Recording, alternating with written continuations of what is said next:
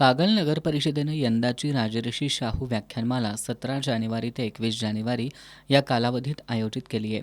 या व्याख्यानमालेचं उद्घाटन शाहू ग्रुपचे अध्यक्ष समरजितसिंह घाटगे यांच्या हस्ते होणार असून समारोप वैद्यकीय शिक्षण मंत्री हसन मुश्रीफ यांच्या प्रमुख उपस्थितीत होणार आहे.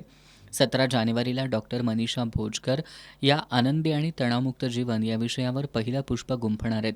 18 जानेवारीला पोलीस उपायुक्त कृष्णात पिंगळे यांचा स्पर्धा परीक्षा आणि व्यक्तिमत्व विकास या विषयावर, 19 जानेवारीला प्रख्यात लेखक आणि संपादक संजय आवटे यांचं चला उभारू नवी पिढी या विषयावर, 20 जानेवारीला प्रसिद्ध विनोदी वक्ते रणजित आशा अंबाजी हे जगण्यासाठी हसा आणि हसण्यासाठी जगा या विषयावर, तर 21 जानेवारीला प्रसिद्ध व्याख्याते प्राचार्य यशवंत पाटणे हे विवेकदीप उजळूया या विषयावर आपले विचार मांडणार आहेत. ही व्याख्यानं दररोज सायंकाळी 6 वाजता खर्डेकर चौकातील हिंदूराव घाटगे शाळा प्रांगणातील थोर साहित्यिक साने गुरुजी खुले विचारमंचावर होणार आहेत.